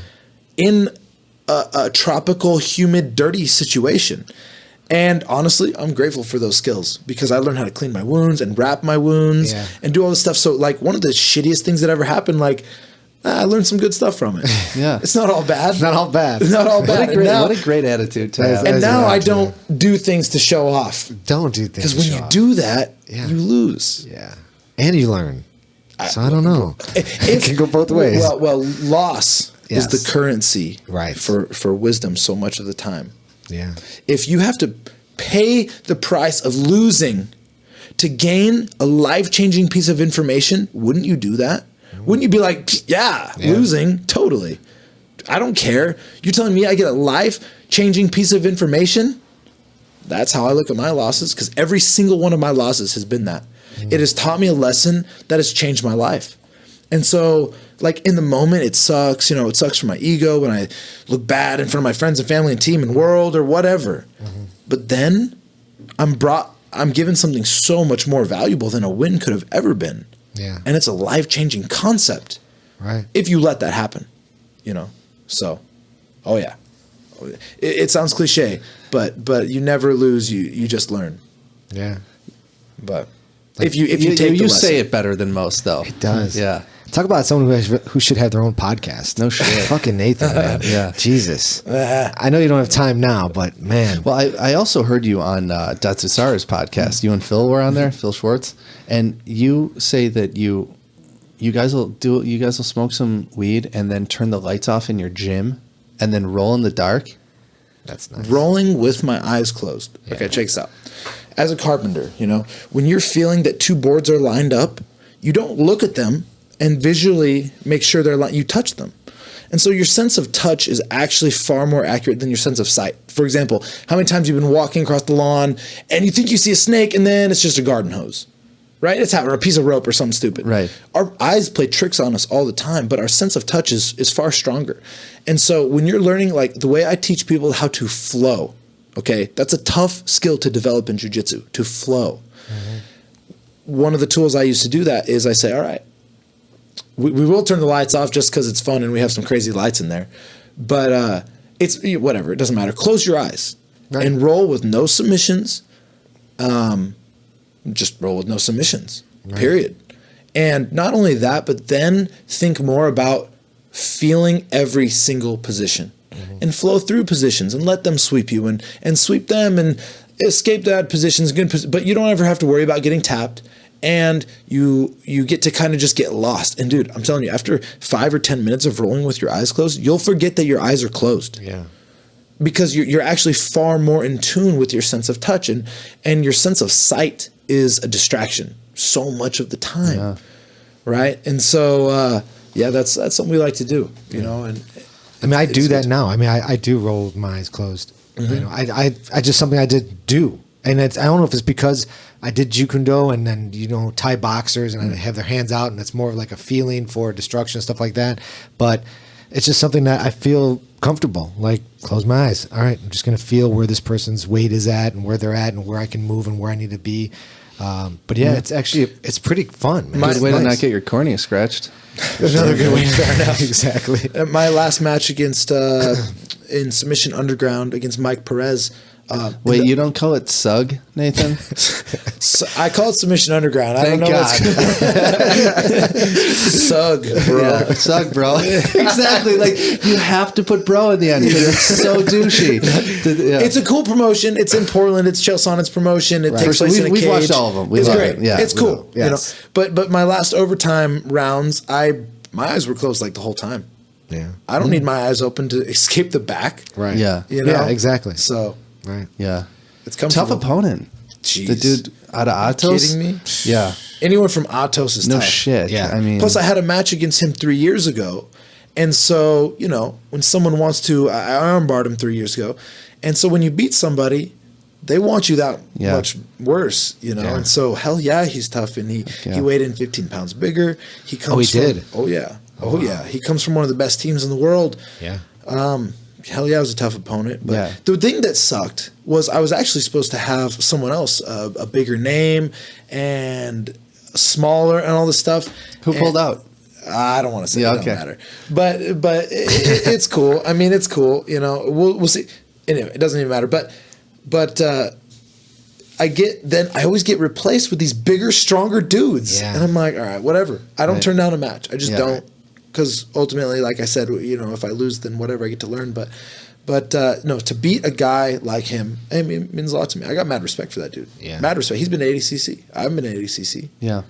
You know what I mean? I mean, that's right. You were going to go to trials this year, right? And you broke your rib or something? I broke my rib last November, which I think honestly had to do with my cut down to, like, I walk around at 170. Mm-hmm. I cut down to 150. Well, actually, when I had my match against Imanari in Polaris last year, when I got the matchup, I was 26 pounds over where Imanari wanted to meet, and I had 30 days to make it. So you're walking around at 76. I was walking around 176.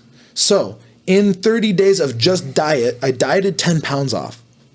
But then, man, it was crazy because I had to travel, and there were some really crazy circumstances that happened that made my weight cut not happen as smoothly. So I find myself the morning of my weigh-in with Imanari 16 pounds overweight. 16 pounds overweight the morning of weigh-ins. And so in 9 hours, I cut 16 pounds. Shut up. It was honestly, dude, talk about spiritual. Oh my God. I mean, I saw your post and I'm like, good thing Nathan's beard game is super fucking strong because like his face must be completely I would have been concaved. emaciated for sure. Yeah. So, and the way I did it is all in a hot bathtub. Really? All in a hot bathtub. I'd sit in the hot bathtub for like 20 minutes or not even, as long as I could take it, honestly. Yeah. And then I'd get out and I'd wrap myself up in blankets. God, man. And I did that for 9 hours until I made weight. I mean, they even told me, they're like, hey, Orchard, you don't have to make weight. Like, we'll figure this out. And I couldn't disrespect Imanari like that. Yeah. I had so much respect for that dude that, like, no way. No way I'm going to not make weight for a guy like that. Yeah. So I made the weight. I did it. And, dude, that honestly, that was the hardest thing I've ever done in my life was cut 16 pounds. Mm-hmm. And so after that, 16 pounds in 9 hours. After that, dude, a 15-minute match is like, yeah, sure. Yeah, right. No problem. Right. That's easy. Yeah. Right. What about your weight cuts? Sorry. What about your weight cuts for EBI when you compete at 155 and it's day of? Well, you'd be surprised at how much, for me, going from 170 to 155, that extra 5 pounds to 150 that I made for Imanari, that's the game changer for me. I can make 155 fairly comfortably. But it's usually day of, It right? is day of. Yeah, it is day of. And it is a factor. But my theory, my strategy is I want to spend as little time down at weight as possible. So here's what I'll do. A month out, I'll start eating just super clean. And of course I break. I love sugar, right? So sometimes I try to eat chicken and spinach and smoothies and protein, whatever, I keep it really clean. Every once in a while I have a cookie or a big old fat spoonful of honey or something like that. You know me. We know you. Right. But then, so I diet down just as much as I can. Whatever. It is what it is. How much I can diet down is nice. Dude, I'm telling you, a hot bathtub is the way to cut weight. And so I'll cut weight up until the moment that I have to be there. Like I try to time it to where the second I lose my weight is the second I'm supposed to be there. I show up, I weigh in, I'm down at weight for an hour, and then I just rehydrate. Yeah. I get horizontal, I lay down, I rehydrate, I eat. I actually, when I cut weight, it pumps me up. Like, I mean, it sucks. Trust me, it sucks. I hate it. But it makes me feel like, dude, back in the day, a bunch of guys fighting with swords, having to march 500 miles. They were hungry and tired and beat and all this stuff. And then they had to fight. So to me, I'm like, screw it. All these other guys had to go through way harder stuff. One thing that I find consolation in is if you think of the billions and billions and billions of people that have ever lived, the chances of you living the most horrible or the best of experiences is very low. Right. Most likely someone has felt the range of emotion deeper than all of us, a deeper range of pain or happiness. And so when I think of that, I'm like, I'm not going to go through something harder than someone else. And if I do and it kills me, then, well, we're all going to die anyway. So whatever. Yeah. But like, you know what I mean? Right. I don't know. People have gone through some crazy shit. I can cut some weight. Yeah. It's no big deal. Right. Man up. And distilled have water. Some discipline. Distilled water, I heard, is a thing that they use for weight cut. Like, I saw it on the UFC. I do not have experience with that, but I do know that distilled water, I wouldn't fuck with that because Now, maybe I don't know. Maybe I'm talking out my ass. But from what I do know a little bit is that distilled water doesn't have like minerals in it, right? And so what it does is it draws things out from you, right? Because it needs to fill that void, yeah. And so you're actually, one of the reasons I was able to cut weight is because another trick was that I ate bee pollen. Bee pollen has all the essential minerals and proteins and very important things. And so, yes, I was depleting my body of a lot of things, food and water, but I kept giving myself the minerals and the, those important things that keeps your brain running. Right. You know? And so if you drink distilled water, it's going to pull those things out of you. From what I know, again, I could be full of shit completely, but like, I don't know. I don't know if I'd want to mess with that until someone that like is a scientist tells me about it. Yeah, well, I'm just gonna sit in a hot bathtub till they have that UFC embedded, and it was on one of the embeddeds. I forgot what fighter was doing it. Right, but I mean, like, how much do they drink? Yeah, I don't know. Yeah, right, exactly. Because if you drink a gallon, is that different than drinking half a gallon? I'm sure it is. Yeah. I don't know. I haven't messed with it. But. One thing I did take back when we went to go visit you in Portland, that was over a year ago, was the Kerrygold butter in the coffee with this spoonful of honey. Dude, I did that like every day for a year. I've been doing it every day for years. And then we started doing the podcast, and I'm like, my throat is like super phlegmy, and Conway was like, it's from the butter in your coffee. So I'm like, I had to cut it out and go to MCT oil. And the second thing was, and this is for everybody out there, you and your team took us out to, we just went out for like beers and some food or whatever, and you and your boys were like cheersing your beers and saying "Skull." And I'm like, what the fuck is going on? What is that? And you guys are like, you never seen Vikings before? So when I went home, I started I've seen every episode. Oh, dude. It's fucking amazing. It's tight, right? It's a great show. It's tight. So thank you, sir, for that. I'm glad that I could enrich your life in that way. Vikings is incredible. I love that shit. Hey, Zito, have you watched that? I have not watched it. I mean, there are some scenes in that, like, I mean, the Vikings, and they're rowing down the river, and they're about to fucking invade Paris, and like just the fucking chant and the beat, and the beats they do and the music, and you're like, dude, watch that shit before you're about to compete. Fuck yeah.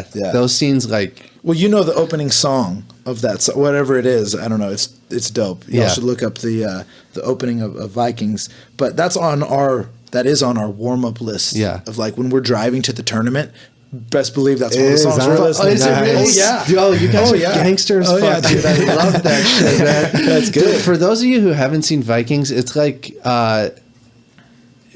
Game of Thrones without the fucking dragons and magic. Without magic. Okay. It's like it's real. It's real. Yeah. And I believe it's somewhat historically accurate. I'm sure, they Hollywooded up a little bit. Yeah, of course. But like, it's also pretty real. Like Ragnar was a real dude. guy. And so was Lagatha, and so was all these like wars and things they had with France and stuff. So there's some truth in it for sure. Although, you know what show I'm really into right now? American Gods. Dude, I keep hearing about this. Bro. Speaking of Skull, do you want a beer? Oh, I'm not even done. I'm milking this one here. Paul, American Gods, dude, it's fucking craziness. What's that about? It's I can't even describe what it's about because I'm lost and I'm on the last episode that's coming out like I guess next week. It's just fucking craziness. It's filmed. The cinematography is off the chain. It is just filmed so well. The storyline is just like you're just wondering what the fuck is going on. It's basically about all different gods that have come from the past. There's like genies in it. There's a leprechaun. But it's like real people. Yeah. And they're just, you don't know who's what yet. And you're kind of just trying to figure out what god they are or what, and where it's all it's fucking crazy. But the cinematography in and of itself is just amazing. Is worth it. I keep hearing amazing things. So I'm going to have to check it out. The first few episodes, you're going to be like, what the fuck am I watching? Like, what the fuck is this? Speaking of shit to watch and getting back to jiu-jitsu. Yeah. Nathan's match against Gordon Ryan is one of my favorite matches. It's a very good top match. 3, top 5 to watch. Yeah. I love watching that match. It's about 16 minutes long, right? Yep. And you didn't get the best of that one, but he did pull off a lot of what you wanted to work. Absolutely. I took his back and almost choked him. I came close. Yeah. I came close. And you know what? That choke that I almost had on him, and please, everyone understand how much I respect Gordon Ryan as a competitor. The dude's a savage, so it just means a lot to me when I can use my techniques that I love against someone of that caliber. Right. But I almost had that choke on him, and I got a little excited because I thought it was over. I was like, whoa, I'm about to do this. I made an adjustment half a second before I should have. Made the mistake. He got out. He won. I put the next 6 months perfecting that. And that's what I have been winning my matches with. Wow. Yeah. Very cool. So I appreciate the It was opportunity to just a learn. really cool video. I mean, it's shot really well. It's clear. It's in like a gymnasium, like during the day, where like the natural. It was at It's at Henzo Gracie Academy, Portland. yeah, Exactly. And then like the natural sunlight's coming in, and like everyone's silent. It's like was you're great. competing in Dude, Japan. It or was no. something. Check this out. It was honestly my dream scenario. Okay, I'm at home. I live 20 minutes from the gym that I competed at. I drive over there. I go downstairs. I warm up. I know when it's all going to happen. I go upstairs. It's completely silent. The only thing that's said, nothing is said. I walk up. The ref says, go. And we went. Yeah. There was no fanfare. There was no BS. Walkout It was music, 2 men yeah. decided from across the country to meet at a time and a place. We didn't have to say words. There was no rules meeting. There was no nothing. Right. It was, time limit, submission only, go. Right. It was tight. Yeah. It was tight. Yeah. It was, It was one of really cool. one of the coolest experiences I've had competing. It was just no felt time very limit real. though, right? No time limit. No time limit. Yeah. That's great. Yeah. I love that match. Everybody should watch that. Yeah. Beautiful jiu-jitsu from both guys. Thank you. Oh yeah. Yeah, it was great. And then 2 weeks later, he went and won the EBI Absolute. Right. So it was like 2 weeks before Gordon Ryan really became Gordon Ryan. Yeah. You fucking gave him his chi. God damn it. I'm glad I had the opportunity. You know? But man, I'll tell you when you're rolling against that dude, you can feel his mat time. I know he's young. Yeah. But you can feel his mat time. Yeah. And that says a lot. So no, savage. Absolute savage. No question. So, Submission Underground 4, right? They it seems like they, what's his name? Nate Quarry, right? Yeah. It seems like he asks I'm sure it's Chael's like, get the guys to call other guys out and make this a thing, but Right. Nate seems like pretty, like, I have to do this. Who would you like to fight? You know what I mean? And I know you're not a call out kind of guy either. And you're like, I don't know, AJ Agazarm. It's like, dude, if you put me on the spot and I gotta Right. spit some names, I would. Did love you him know after they were that. going to ask you? Oh, Or- no. So I had you just no idea kind that of was came all up with that. happening. You're like, who's the biggest douchebag in jiu-jitsu? No, you know what happened was I was thinking, well, who does everyone want to match? Gary Tonin, that'd be a cool rematch to have.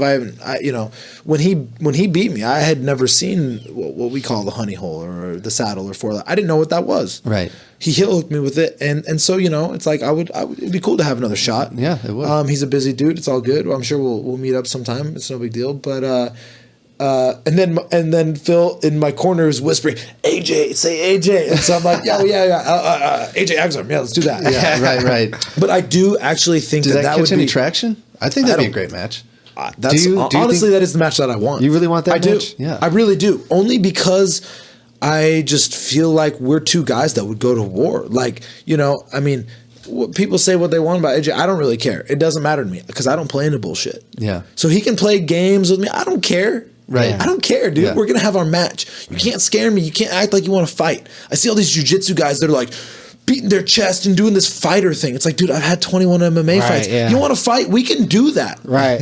We can do that. We can set this up. Let's just get paid for it, bro. Right. Yeah. Exactly. But like, let's do it. You can't Yeah. scare me with your weird little tactics or Right. your BS. Let's just go have a match. Yeah. We'll get it done. We'll figure it out. It just seems like his whole game is to not engage as much. He's not like a go after the He's like submission a type of guy. wrestle.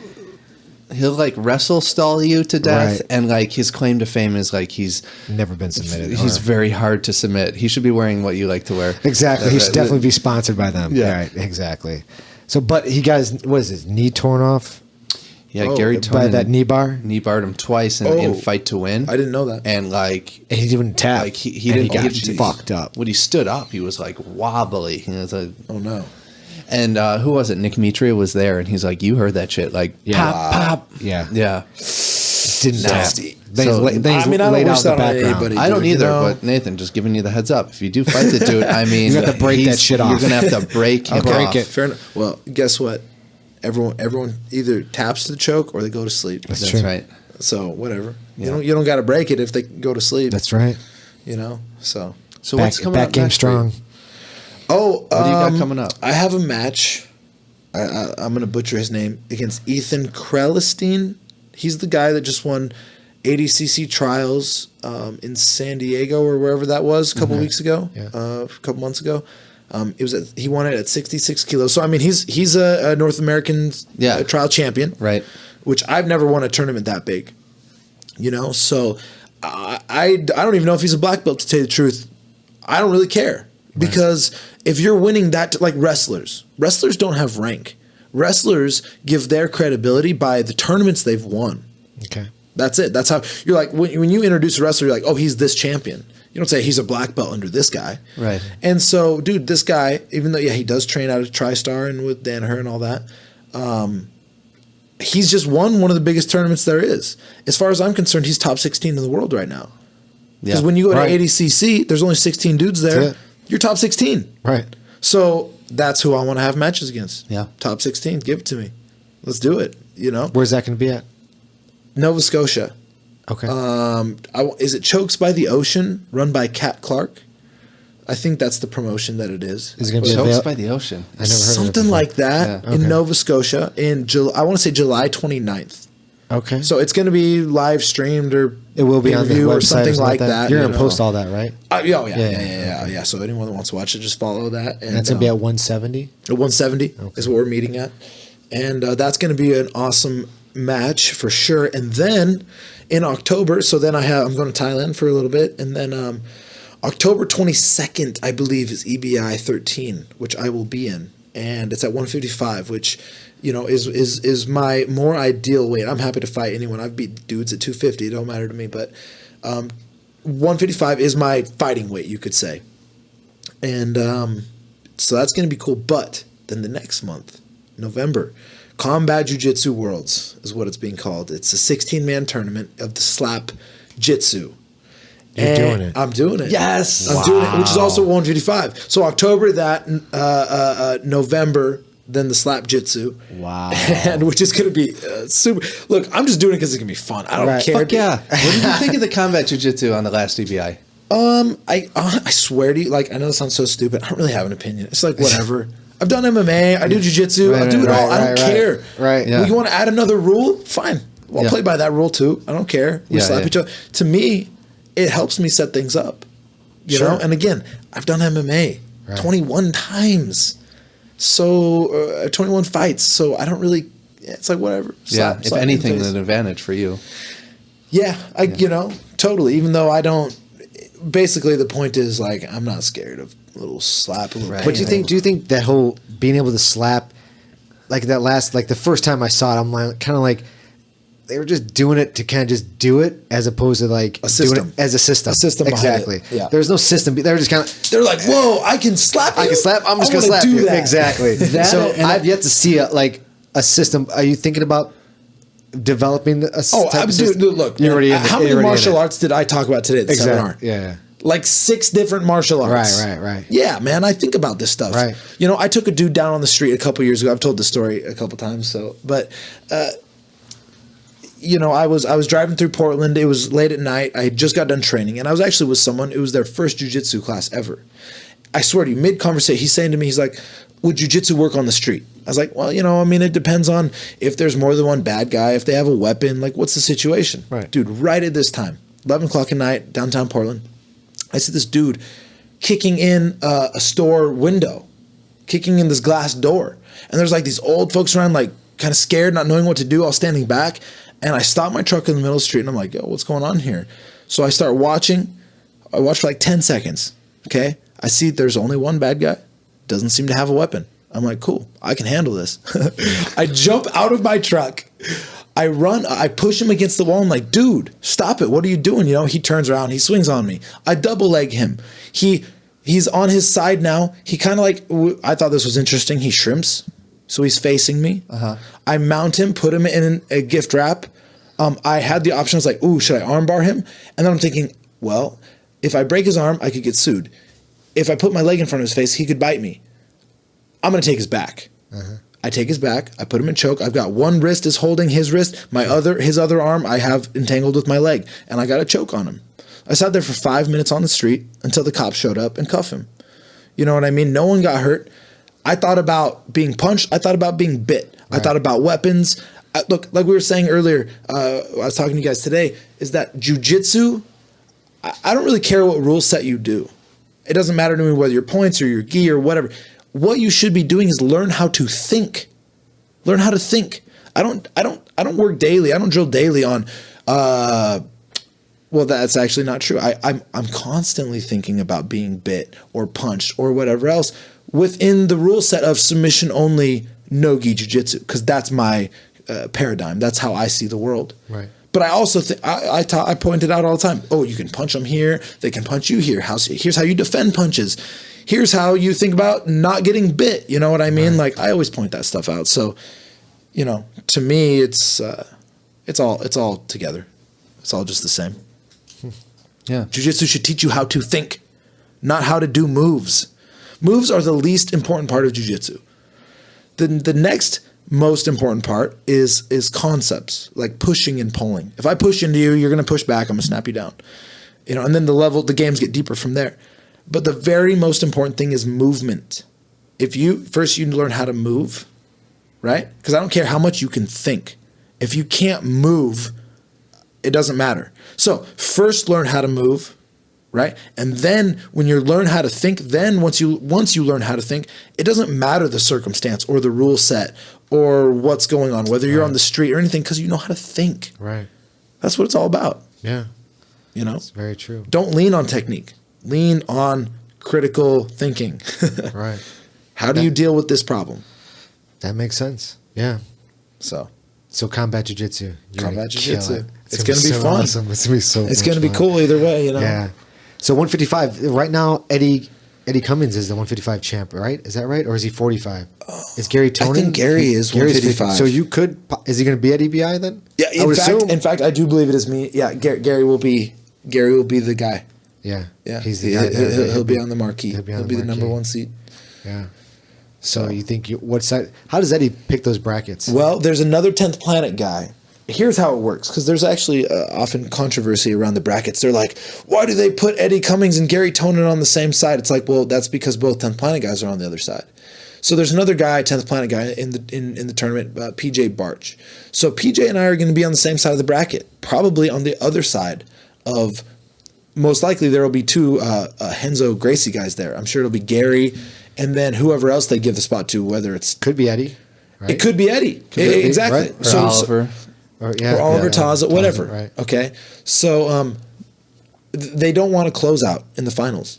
Right. You know, we had a close. Denny Prokopis and I had a close out back That's in right. EBI 2 in the finals. And I think Eddie just wants to avoid that. Yeah. He doesn't want two guys of the same team on the same time, at the same side. So one of us will get knocked out in the semis.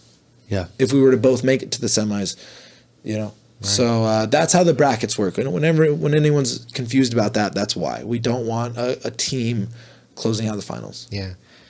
Yeah. We do EBI Fight Companion podcast. Oh, nice. Yeah. Oh, that's dope. So that'll be exciting to do. That's cool. Yeah. It's going to be pretty the fun. next EBI they got coming up is all females. All females, yeah. That'll be interesting. July 29th. Dude, that makes me so happy. Right? I think it's good that the girls are getting an opportunity like that, yeah. dude. I mean, it's going to be cool. I think it's going to be incredible jiu-jitsu, man. It's going to be incredible jiu-jitsu. I mean, he's bringing the girls that he's bringing in are IBJJF, like legit competitive world champions.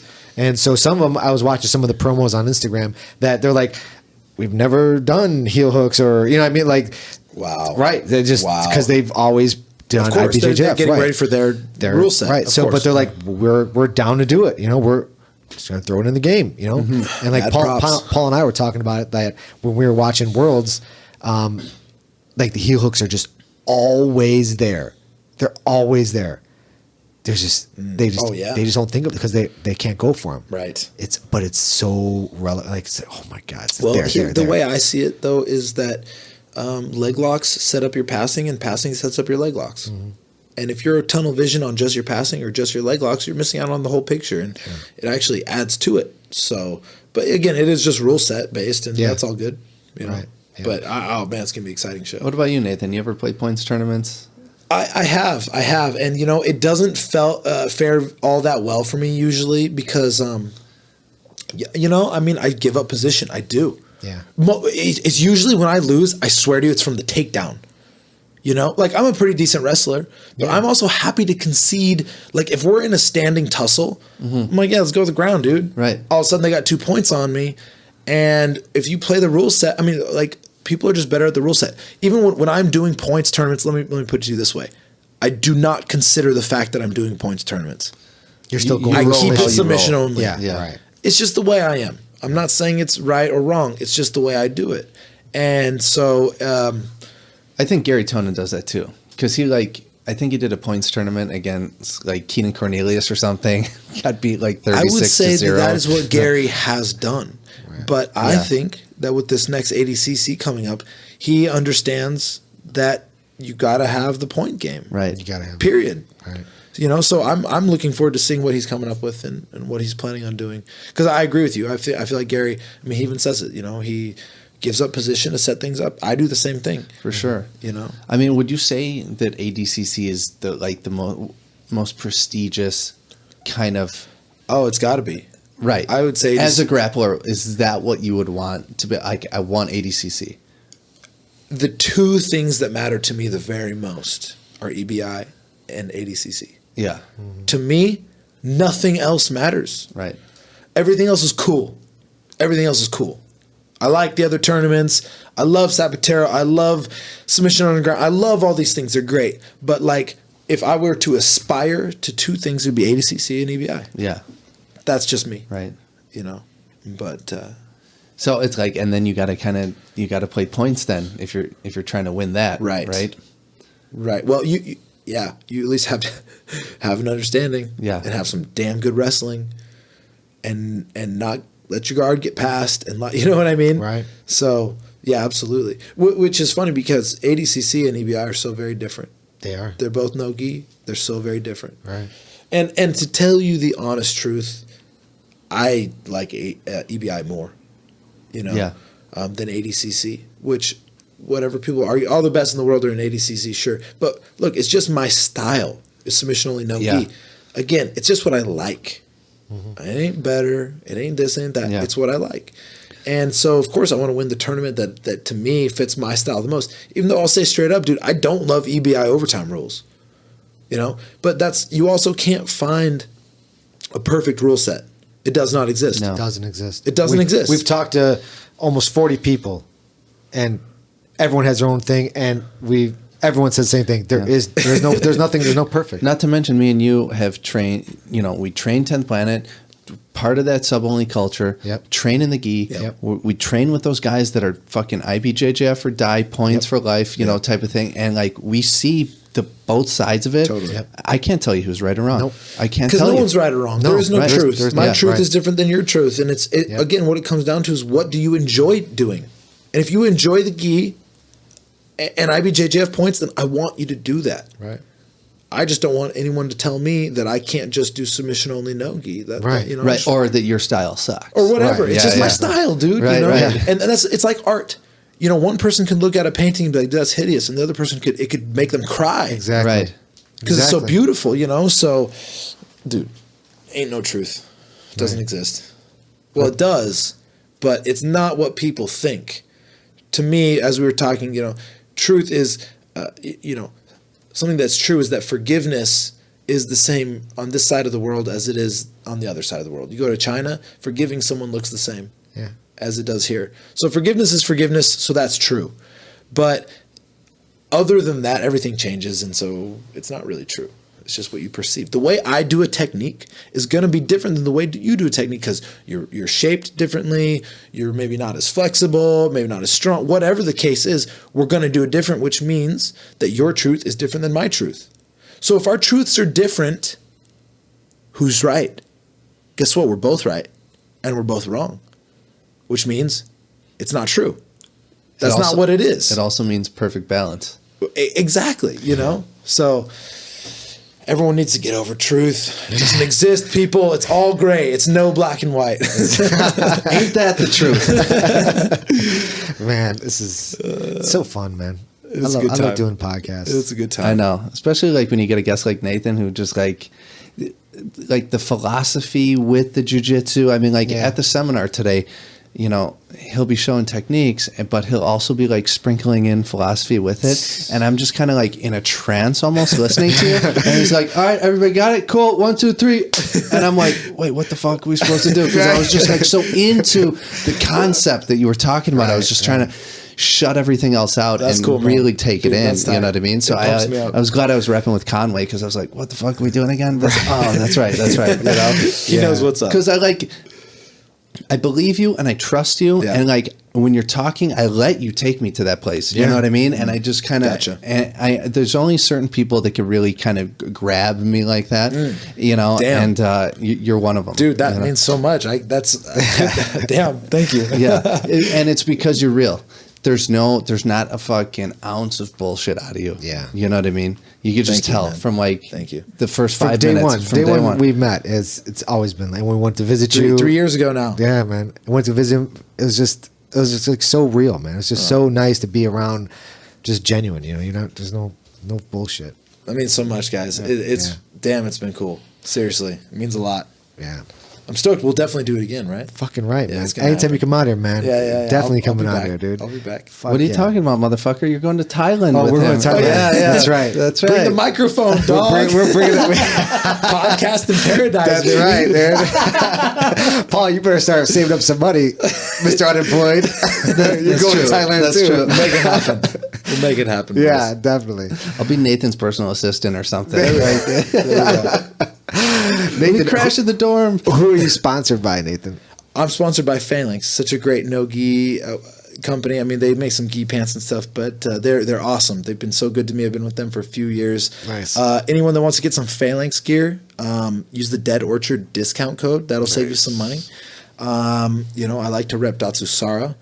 A really cool company that I really like is Game of Rolls. They make some stuff. They make a cool game. My homie in Thailand made it. Oh, really? Yes. That's where that's from? Yes. Paul, we got that. Remember we went to Utah? We didn't play it, though. No, we didn't. I actually got that from one of Nathan's Facebook posts. I'm like, oh, that's fucking awesome. What is that? I ordered it. I had the deck of cards with me. Dope. I'm like, dude, we went to Utah, got an Airbnb, and just never busted Never it out. busted You it need to out. sit down and play it sometime because you know what? It really opens your mind to new concepts. Yeah. It's a super fun game and it makes you work specific positions and it's beautiful. So I really love Game of Rolls and I love to rep them and they're my friends, they're my homies. I love Datsusara on it. I do a lot of floating in the float tanks. Float On in Portland, Oregon. If you're ever in Portland, go float. Go get in one of these sensory deprivation tanks. I mean, Yeah. dang, is that an experience? And healing. It heals you. You know, so that you know, recovery is so important in training. So take the time to do it and take care of yourself. I know I'm missing somebody, but you know. And where can people, find information about if they want to come visit your gym? Where's that? The thing is, 10th Planet Portland. Yes, please. Doors are open always at 10th Planet Portland. We don't have any gi classes. I'm sorry, you'll have to do no gi. But The facility is gorgeous. Yeah. I mean, Top handmade facility. It's just breathtaking. I poured my heart and my soul into it Yeah, when I built it. So it means a lot to me, and it would be great to have anyone come and visit. Again, everyone there is super chill and just wants to make your time in Portland awesome. Yeah. We'll tell you good places to eat and you'll hang out. It's all good. So come and visit. And again, remember the Thailand camp. Follow me on Instagram. It's probably the best way. Or honestly, you've messaged me on Facebook. Even if you can't add me as a friend or whatnot, I'll get back to you. You know, so hit me up Facebook. Hit my school up. Hit me up on Instagram. I'm not too hard to get a hold of. So yeah. I'd be Awesome, happy to man. answer any questions. Well, Nathan, it's been a pleasure. Thank you man. guys so much. Thanks so It's a much. blast. Fun, Thank you, man. brothers. All right, we'll see you guys in Thailand. Later, y'all. Bye. Thanks for joining us on another episode of Grappler Union. Siri, how can our listeners find out more info? For more information about Grappler Union, you can visit them on the web at grapplerunion.com or follow them on Instagram and on Twitter at Grappler Union. Like them on Facebook at facebook.com/. facebook.com/Grappler Union. Also be sure to subscribe on iTunes. All episodes are available on the Grappler Union YouTube channel. Be sure to subscribe. Anthony, I really enjoyed the podcast. Can't wait to hear the next one. Thanks, Siri.